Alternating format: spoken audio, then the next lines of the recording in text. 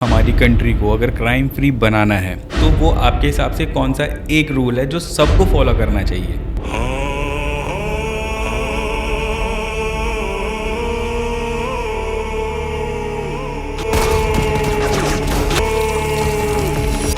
Crime free तो कोई देश हो नहीं सकता।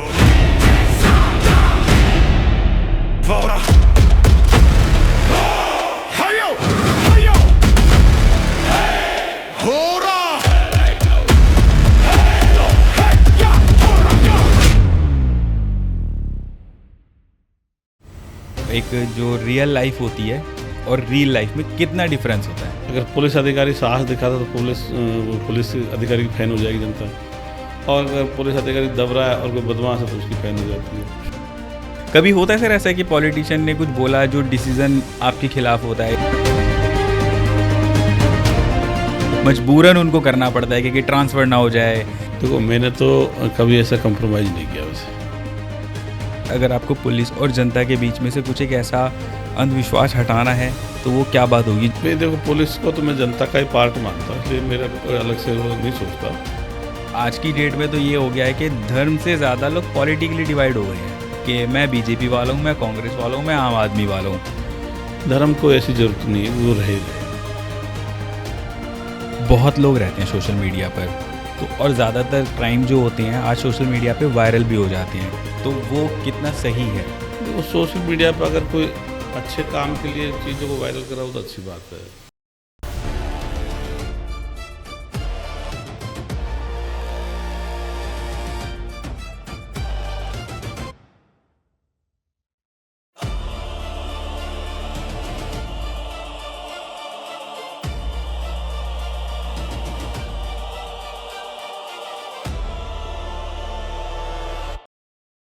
सर आज की डेट में सोशल मीडिया, बहुत लोग रहते हैं सोशल मीडिया पर, तो और ज़्यादातर क्राइम जो होते हैं आज सोशल मीडिया पे वायरल भी हो जाते हैं, तो वो कितना सही है लोगों के लिए जो सोशल मीडिया पे क्राइम हो गया कुछ भी जो वायरल हो जाते हैं? आपका सर इसमें क्या राय है? देखो, सोशल मीडिया पर अगर कोई अच्छे काम के लिए चीज़ों को वायरल करा हो तो अच्छी बात है, और कोई बेवकूफ़ बनाने के लिए या बेईमानी फैलाने के लिए तो गलत बात है। तो सोशल मीडिया तो एक मीडिया है, उसका सदुपयोग कर सकते हो, दुरुपयोग कर सकते हो। मतलब ये सर फिर भी ये क्राइम को जो वायरल कर देते हैं ये बैन होना चाहिए कि इससे बच्चे मोटिवेट हो सकते हैं, उन पे गलत प्रभाव पड़ सकता है, या नहीं, वो तो जिज्ञासु प्रवृत्ति होता है। आदमी कोई घटना घटी तो जानना का प्रयास तो करता है, भाई ये घटना कैसे घटी। कोई जैसे डेड बॉडी मिली तो हर आदमी सोचता है यार ये डेड बॉडी मिली है, ये हत्या हुई है या आत्महत्या की है, दुर्घटना हुई है, फिर इसकी मान लो हत्या हुई थी, कैसे कैसे अपराध घटा, कौन इसे पीछे है, तो जानने की इच्छा रहती है तो करना चाहिए उसको। हाँ जी। और सर सोशल मीडिया की अगर हम बात करें तो सोशल मीडिया पे बहुत से लोग सुनी सुनाई बातों को फैला देते हैं कि जैसे सपोज़ अगर मैं अपनी बात करूं कि ये ललित ने वहाँ पर ऐसा कर दिया, अब उसको 50 लोग शेयर करेंगे, 10 लोगों करेंगे, तो उससे कहीं ना कहीं ललित के ऊपर बहुत प्रभाव पड़ता है, अच्छी अच्छों की ज़िंदगी तक ख़राब हो जाती है। तो इस मामले में सर क्या ये सोशल मीडिया का ये बैन होना चाहिए आपके हिसाब से? देखो, पर्सनल मैटर को सोशल मीडिया में, जैसे मान लो आपसे किसी ने बात करी है तो उसको दूसरे आदमी को आपकी बात को ओपन नहीं करना चाहिए। व्यक्तिगत बातों को या व्यक्तिगत मुद्दों को सोशल मीडिया पर नहीं लाना चाहिए, नहीं लाना चाहिए। सर मूवीज़ के अंदर एक आईपीएस ऑफिसर को एक हीरो की तरह दिखाया जाता है, एक जो रियल लाइफ होती है और रियल लाइफ में कितना डिफरेंस होता है? देखो, शायद अपने देश में दूसरे देशों में भी करेज को या साहस को पब्लिक अच्छा मानती है। अगर पुलिस अधिकारी साहस दिखाता तो पुलिस अधिकारी की फैन हो जाएगी जनता, और अगर पुलिस अधिकारी दब रहा है और कोई बदमाश है तो उसकी फैन हो जाती है। इसलिए तो वो तो जो साहस दिखाएगा तो फिर उसके तो फैन होंगे लोग बाग। नहीं फिर भी सर के एक मूवीज़ की लाइफ में जो दिखाया जाता है कि एक बिल्कुल दबंग है, और उसमें रियल लाइफ में कितना फ़र्क होता है एक दोनों की ज़िंदगी में? कईयों का मैच कर जाता है, कईयों का नहीं करता। इसमें कई बार क्या जब होता है, मैच भी कर जाता है। हाँ मैच कर जाता है। कई बार क्या होता है, वहाँ इतना चैलेंज नहीं करते, वहाँ उठा के ट्रांसफ़र कर देते हैं रियल लाइफ में। हाँ जी। और उसको जैसे मान लीजिए किसी को उठा के नॉन फील्ड में कर दिया तो कुछ कर ही नहीं पाएगा, तो वहाँ ऐसा उस जगह ऐसा कम करते हैं मूवी में, कम करते हैं। उसकी पोस्टिंग वहीं रखेंगे और फिर उससे मतलब काम करते हैं, उसके खिलाफ भी रहेंगे। यहाँ पे क्या है कि यूँ कह सकते हो कोल्ड ब्लड मर्डर टाइप हो जाता है, उसको दिल से कटा देंगे जो कोई कह नहीं पाएगा। ये कर सकते। तो बेसिकली मतलब कहीं ना कहीं जो ट्रांसफ़र होता है ये दिखाया जाता है कि हाँ इसमें हो जाता है, वैसे इसमें फ़र्क पड़ता है। फ़र्क पड़ जाता है और कई बार तो क्या होता है, बेवजह की ईगो की लड़ाई हो जाती है रियल लाइफ में भी। अधिकारी में, नेता में, जिसकी ज़रूरत नहीं है। वैसे वहाँ उनको थोड़ा सा कई बार अपने अपने जोश में रहते हैं, तो वहाँ ईगो वगैरह को टकरा करके, ईगो से लड़ना नहीं चाहिए, जनहित के लिए लड़ना चाहिए। जनहित के लिए लड़ना चाहिए। कभी होता है सर ऐसा कि पॉलिटिशियन ने कुछ बोला जो डिसीजन आपके खिलाफ होता है, या किसी भी आईएएस ऑफिसर के, आईपीएस ऑफिसर के खिलाफ होता है, और वो मजबूरन उनको करना पड़ता है कि ट्रांसफ़र ना हो जाए, या इधर से मेरे को कहीं कुछ सस्पेंड ना करा दें? देखो, मैंने तो कभी ऐसा कंप्रोमाइज़ नहीं किया वैसे। आपने नहीं किया, आप दबंग रहे हैं इस मामले में? हाँ, मतलब मैंने तो नहीं किया कंप्रोमाइज़, मेरे को जो सही लगा मैंने कर दिया, और कई ट्रांसफ़र हो गया तो हो गया। मैं उसको फिर ट्रांसफ़र को लेके कभी मीडिया में या सोशल मीडिया में नहीं गया, क्योंकि वो थोड़ा सा जिस सरकार के अधीन अपने हैं उनके खिलाफ जाने में थोड़ा सा अनुशासन के खिलाफ जाता है। तो आपका सर हुआ है ट्रांसफ़र ऐसे केसों में? हो जाता है तो ट्रांसफ़र। कितनी बार हुआ सर आपका ट्रांसफ़र वैसे? ये तो क्या है, इसको ज़्यादा चर्चा नहीं करते, पर लेकिन ये आम बात है वैसे। आम बात है ट्रांसफ़र कर देना। रहे आप दबंगी हो, आप अपनी वो नहीं चेंज करते हो, चाहे ट्रांसफ़र हो जाए। हाँ, मैंने तो पहले सोच लिया भाई, देखो मैं कभी भी नौकरी छूट सकती है, तो मैं पहले ही समझ गया था। अच्छा, हाँ, तो मैं उसके लिए तैयार भी था वैसे। कि भाई काम मैं सही करूँगा, भले ही चाहे हाँ, नौकरी मैं कुछ भी हो मतलब जाए। हीरोइक वाला काम करूँगा, विलेन वाला काम नहीं करूँगा वैसे। विलन वाला नहीं करूँगा, गलत नहीं होने दूंगा, भले ही चाहे नौकरी रहे ना रहे, हाँ, दिमाग में मतलब पहले मैं से ही सब आपने। दुनिया को तो नहीं, लेकिन खुद के स्तर पे तो नहीं करूँगा वैसे। बिल्कुल सर। सर एक कोई इंसान जेल में जाता है किसी भी कारण से, जुर्म करके या गलत फंस के वो जेल जाता है, तो जब वो वापस आता है, क्या एक उसकी क्रिमिनल की लाइफ एक नॉर्मल लाइफ हो पाती है, या उसके ऊपर एक जेल का स्टैंप लग ही जाता है फिर? अब कुछ तो जैसे छोटे मोटे दिनों के लिए जाते हैं, मैं 10-5 दिन के लिए गया तो वो तो उसमें कोई ज़्यादा फर्क नहीं पड़ता नहीं। पर अब लंबे समय से कोई आजीवन कारावास में चला गया, 10-5 साल की जेल चला गया, तो उसका तो फिर उम्र निकल जाती है, वो तो दोबारा आ नहीं पाते। वो नहीं अब मान लो कोई 25 साल गया, वो 40 साल में आया, तो 15 साल तो उसकी उम्र निकल गई, वो तो वापस आएगी नहीं। नहीं, लेकिन अपराध किया तो झेलना ही पड़ेगा। ऐसा भी भाई किसी का हत्या कर दी तो उसका तो जीवन खत्म कर दिया, तो उसको झेलना ही चाहिए। नहीं, ऐसा होता है ना सर कि जेल जाता है तो एक जेल में एक अलग व्यवहार होता है, एक अलग एक्सपीरियंस करके आता है, तो कहीं ना कहीं एक फिर उसको फिर उसी निगाहों से देखते हैं कि यार ये बंदा ठीक नहीं है, तो जेल होकर के आया है। तो उस केस में मैं बोल रहा अब ये समाज वाले कैसे देखते हैं वो डिपेंड करता है, लेकिन जेल में से तो वहीं वो मतलब आज़ादी छिन जाती है, वहीं रहना पड़ता है, जो वो उसको दिक्कत आती है। हूँ, वहीं रहना पड़ता है। हाँ, मतलब उसका जो मूवमेंट ख़त्म हो जाता है, एक जगह कन्फाइंड रहना पड़ता है उसको। बिल्कुल सर। लेकिन उसको झेलना भी चाहिए। अगर मान लो किसी की हत्या कर दी, किसी के साथ अपराध किया, तो उसको झेलना ही चाहिए। बिल्कुल सर। एक मेरा सवाल रह गया था, जो कॉकरोच पार्टी का ये अभी अनशन आंदोलन चल रहा है जो, उसमें अभी कुछ शामिल हुए हैं जिन्हों का ये कहना है कि कश्मीर कभी भारत का हिस्सा था ही नहीं। अगर आपने सर अभी करंट अफेयर में उसमें हो तो उसके बारे में आपका क्या कहना है सर, जो अभी ऐसे लोग भी एक अनशन का पार्ट बन रहे हैं?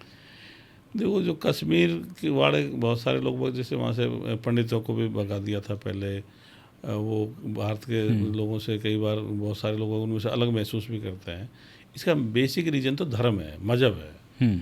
तो मेरा तो ये सोच है भाई, धर्म या मज़हब ख़त्म हो जाए, न इस्लाम रहे, न हिंदू रहे, न बौद्ध रहे, न जैन रहे, न ईसाई रहे, न सिख रहे, तो अफ़गानिस्तान, पाकिस्तान, भारत, बांग्लादेश, नेपाल, कुछ भूटान और श्रीलंका, ये पूरा महाद्वीप एक देश बन सकता है वैसे। बिल्कुल सर। तो ये धर्म के आधार पर मैं तो इसको ख़त्म करना चाहता था कि एकजुटता आ जाए, पूरे वो महाद्वीप का एक देश बन जाए, जिसका क्षेत्रफल मेरे हिसाब से 55 लाख वर्ग किलोमीटर के आसपास हो जाएगा, और चीन से इनसे टक्कर का और हो जाएगा। बट सर सबकी सोच ऐसी नहीं होती ना कि धर्म खत्म हो जाएगा, तो क्योंकि और भी बहुत सारी मुद्दे होते हैं जिस पे लोग अपनी अपनी लड़ाई लड़नी होती है, तो वो अपने मुद्दों को सामने लेकर के ही ये आते बड़े हैं। डिवीजन है, छोटे छोटे हैं, उनको भी करेंगे, पर ये बड़ा बंटवारा है, ये तो ख़त्म हो। हाँ जी। अब कुछ लोगों की ये भी लड़ाई है कि भाई आज की डेट में इंडिया में ही क्यों एप्पल का वहाँ पर शोरूम जा रहा है, तो उस पर भी कई वो कर रहे हैं कि नहीं, इसका नहीं आने के, इतना बड़ा वेयर हाउस बना रहे हैं, नहीं आना चाहिए।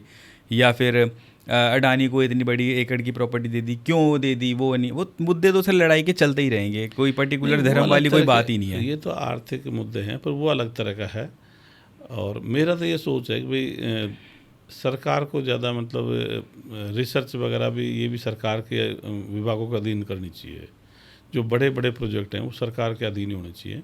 उनकी बागडोर जो उच्च नैतिकता वाले लोगों को सौंप देनी चाहिए।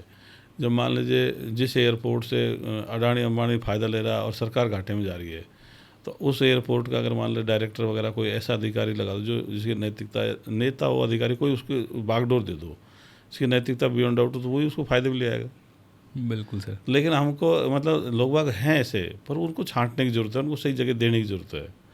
जब उस एयरपोर्ट को या दूसरे एंटरप्राइजेज को, पब्लिक एंटरप्राइज, वो तो फ़ायदे में ले आते हैं, सरकार में रहते हुए घाटे में रहती है। तो यहाँ तो अपन को नेतृत्व बदलने की ज़रूरत है, ऐसे लोगों को नेतृत्व दे दो उस जगह का, ताकि वो तो सही हो जाएगा। बिल्कुल सर। बल्कि सर आज की डेट में तो ये हो गया है कि धर्म से ज़्यादा लोग पॉलिटिकली डिवाइड हो गए हैं कि मैं बीजेपी वाला हूँ, मैं कांग्रेस वाला हूँ, मैं आम आदमी वाला हूँ। उनमें धर्म को तो एक छोड़ ही दो मुद्दा, ये पॉलिटिकली भी लड़ाई चल रही है आज की डेट में। अगर दो दोस्त बैठे हैं आपस में तो राजनीति तो चलनी चाहिए, राजनीति तो रहेगी। तो सर जैसे आप धर्म की बात कर रहे हैं, धर्म नहीं होना चाहिए, तो कहीं ना कहीं ये पार्टियां भी नहीं होना चाहिए जो लोगों को डिवाइड कर रही हैं आपस में। जैसे मान लो अपन कहेंगे भाई देश तो रहेंगे, धर्म को ऐसी ज़रूरत नहीं है कि वो रह ही रहे। तो जैसे मान लो अपना तहसील भी होगी, जिला भी होगा, अलग बंटवारा, ये जिला अलग है, वो जिला, ऐसे बंटवारे तो प्रशासन चलाने के लिए ज़रूरी चीज़ें हैं। तो इसलिए समाज को रन करने के लिए, देश को रन करने के लिए पॉलिटिकल पार्टी ज़रूरी है, धर्म ज़रूरी नहीं है, ये अननेसरी चीज़ है।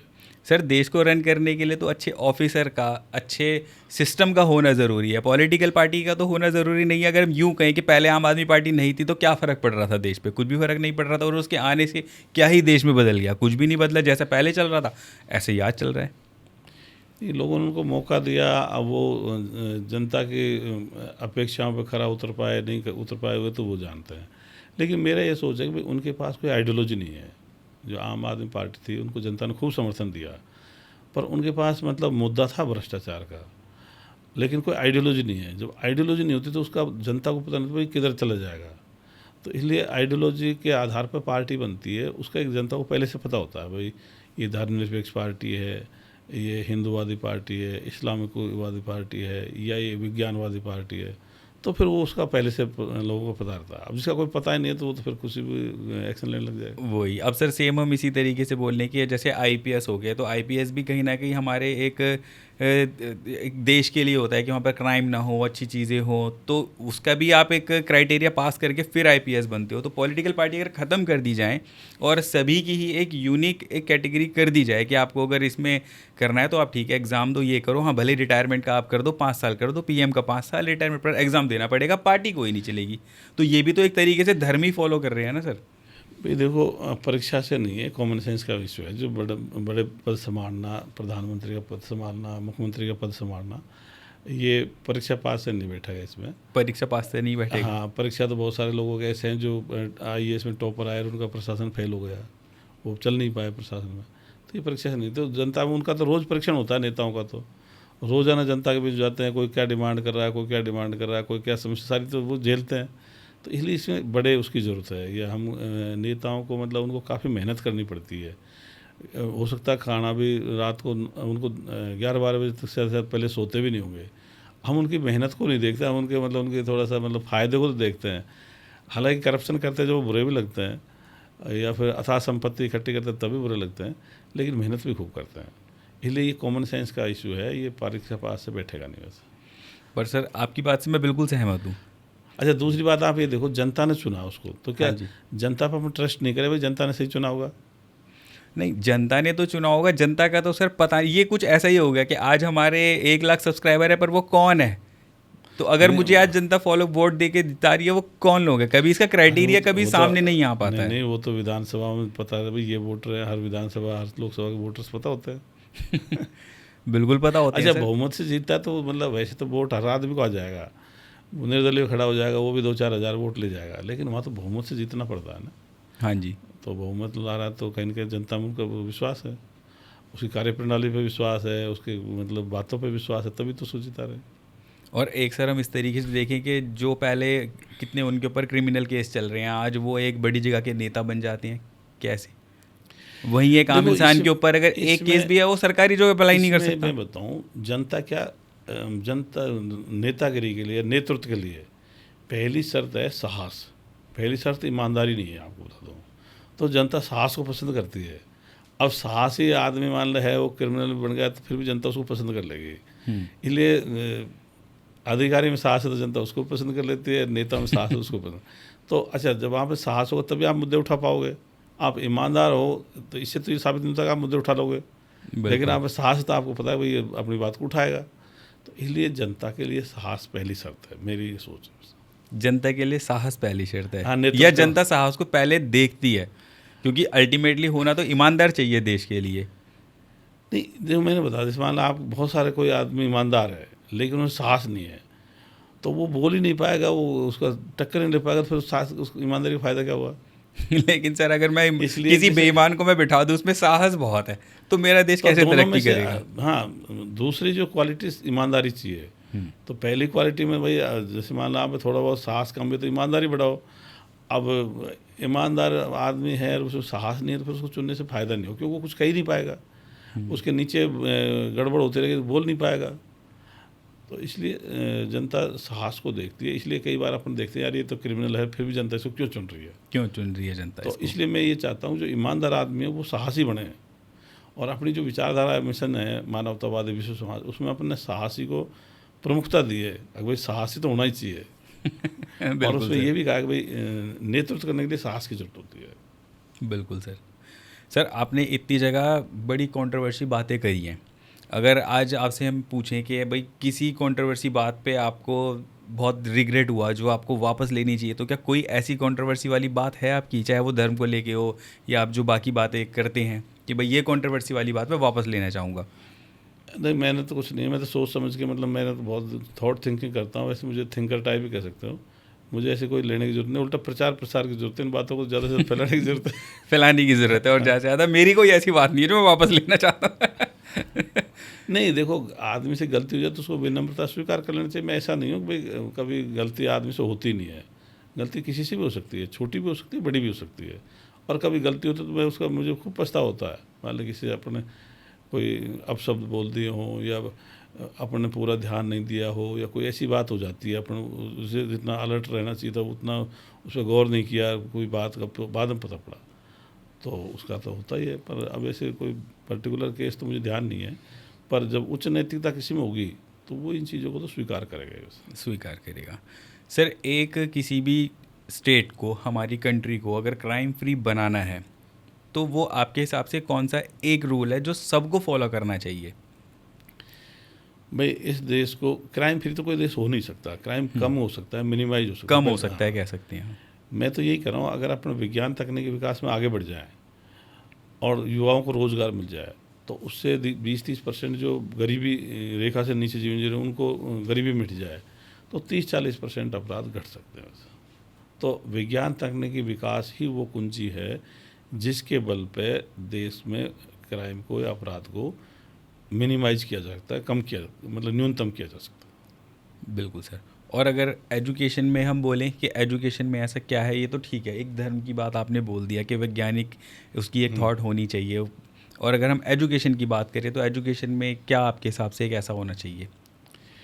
एजुकेशन में मैंने बता दी, जो स्कूल का सिलेबस है, कॉलेज का सिलेबस है, ये ठीक है, इसमें और रोचकता बढ़ाई जा सकती है, बच्चों के रुचि के हिसाब से उनको किया जा सकता है। लेकिन मेरा तो यह है कि जो धार्मिक शिक्षा है और मजहबी शिक्षा है, गुरुकुल शिक्षा, मदरसा शिक्षा, ग्रंथी शिक्षा, मठी शिक्षा, मिशनरी शिक्षा, इस पर पाबंदी होनी चाहिए। इसमें बच्चे, गुरुकुल में तो सर बहुत अच्छी शिक्षा भी दी जाती है, जिसमें उसकी जरूरत नहीं है, स्कूल कॉलेज की पढ़ाई है ना वो सही है, बस गुरुकुल की ज़रूरत ही उनकी कोई ज़रूरत नहीं है। मतलब सीधा बोल दो आप, सर गुरुकुल की ज़रूरत ही नहीं है। नहीं, मैंने मदरसा के बोला, मदरसा शिक्षा की जरूरत नहीं है, गुरुकुल शिक्षा की जरूरत नहीं है, ग्रंथी शिक्षा की जरूरत नहीं है, मठी शिक्षा की जरूरत नहीं है, मिशनरी, मैंने सबके लिए बोला है। बिल्कुल। पर सर हमारे भी जैसे पॉडकास्ट में एक आए थे, वो भी गुरुकुल ही चलाते हैं, जो कहते हैं कि हम उनका मानसिक भी जो है एक बढ़ाते हैं, उनको एक्सरसाइज कराते हैं, ये सारी, ऐसा नहीं है कि धर्म की बात ही उनको कराते हैं। अरे तो हम तो कह रहे हैं जरूरत ही नहीं है धर्म की बात की, तो जब तो स्कूल कॉलेज में पढ़ा लो उन बातों को जो पढ़ा ही रहे।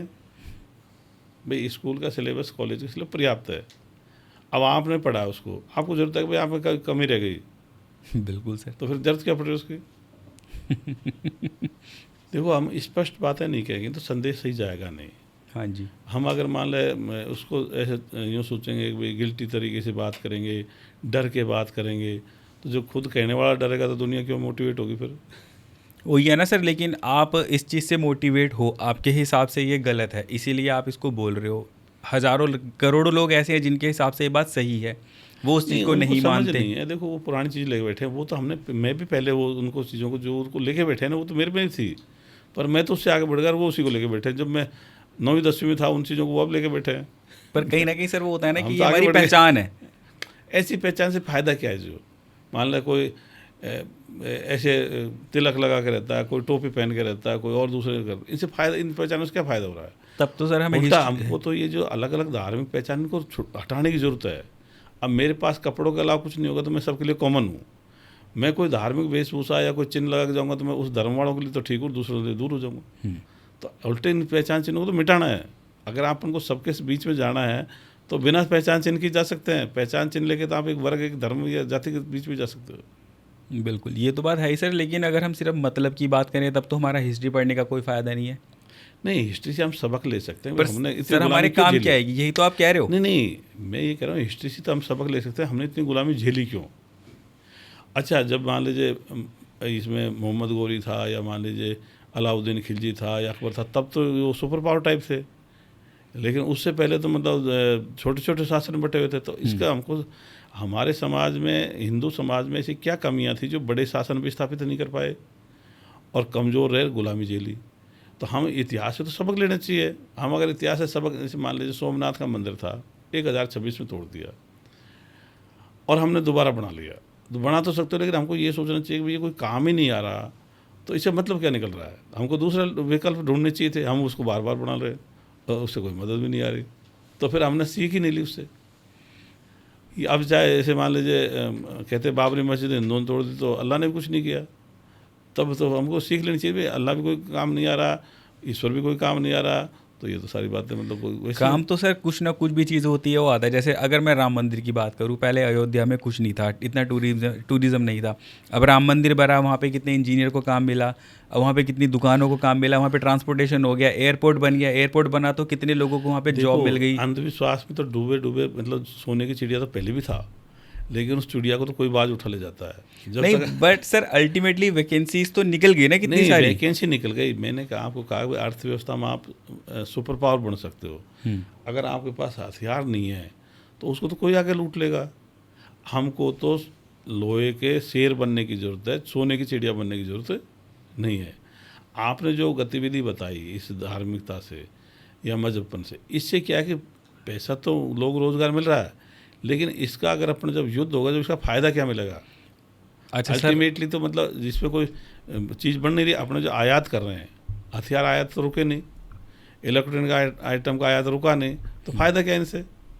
वो आपकी बात बिल्कुल ठीक है सर। अच्छा, आप एक बात बताइए कि आज अयोध्या के अंदर पूरे देश विदेश से लोग आते हैं, वहाँ पर रहते भी हैं, होटल भी चल रहे हैं, फ्लाइट भी चल रही है, ट्रांसपोर्टेशन भी चल रहा है, सभी चीज़ें चल रही हैं, पैसा भी आ रहा है। एक तो बहाना ही ले लेते हैं हम इसको, ठीक है कि एक ये धर्म के नाम पर मंदिर बना, बहाना ही ले लेते हैं। पर आज हमारे पास इकोनॉमी भी तो स्ट्रांग हो रही है। जहाँ अयोध्या में पहले 10 लोग नहीं जाते थे साल में, आज वहाँ पर 10 लाख लोग जाते हैं हर महीने।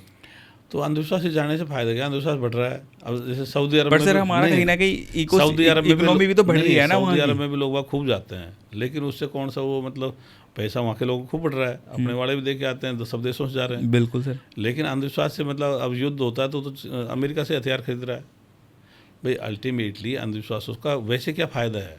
आप मतलब अर्थव्यवस्था तो आप चला लो, लेकिन उसका नेट रिजल्ट तो कुछ ही नहीं होता। अगली पीढ़ी को और आप अंधविश्वास में झोंक रहे हो। तो हमको अंधविश्वास वाली गतिविधियों से मतलब अर्थव्यवस्था चलाने के बजाय हमको फैक्ट्री से, इंडस्ट्री से अर्थव्यवस्था को चलाने की जरूरत है वैसे। बिल्कुल सर, ना कि बड़े बड़े मंदिर बना के, हाँ, मंदिर, मस्जिद, चर्च, गुरुद्वारा, बड़े बड़े हमें वहाँ पर सिस्टम लगाने चाहिए ये हज खुद का यात्रा, एक। ये 4 धाम यात्रा, इनसे हमको अर्थव्यवस्था से चलाने के बजाय जैसे चाइना में बड़े बड़े आज कारोबार हो रहे हैं, उनकी फैक्ट्रियाँ लगानी चाहिए ताकि उससे भी हमारा सेम वो चीज़ बढ़े। इसका तो एक नुकसान और ये होता है, जैसे देश का पैसा देश में था, आपने अयोध्या में जाकर छड़ा दिया, आपकी जेब में होता तो हो सकता है आप रिश्तेदार की मदद कर देते, आप गांव में कुछ गतिविधि कर देते। लेकिन वो इतने सारे लोग वहाँ जाते हैं तो जो डीजल पेट्रोल खर्च हो रहा है तो राष्ट्रीय हानि है। अब यहाँ के बहुत सारे लोग जैसे हज यात्रा में जाते हैं, वो डीजल पेट्रोल एरोप्लेन खर्च होता तो राष्ट्रीय हानि है। और ये देश के अंदर जो धार्मिक या गतिविधियों में घूम रहे थे, ये राष्ट्रीय हानि है। तो वो तो पैसा भले ही आप उधर का पैसा यहाँ यूज हो जाता, लेकिन ये राष्ट्रीय हानि भी हो रही है और अंधविश्वास फैल रहा है। आज हमारे पॉडकास्ट पे सर, अगर आपको पुलिस और जनता के बीच में से कुछ एक ऐसा अंधविश्वास हटाना है तो वो क्या बात होगी जो लोगों के लिए पुलिस को लेकर के है? या मैं देखो, पुलिस को तो मैं जनता का ही पार्ट मानता हूँ, इसलिए मेरा कोई अलग से वो नहीं सोचता। मैं तो देशवासियों को और युवाओं को सबको यही कहना चाहता हूँ, भाई अपने देश को वैज्ञानिक दृष्टिकोण और विज्ञानवाद की ज़रूरत है।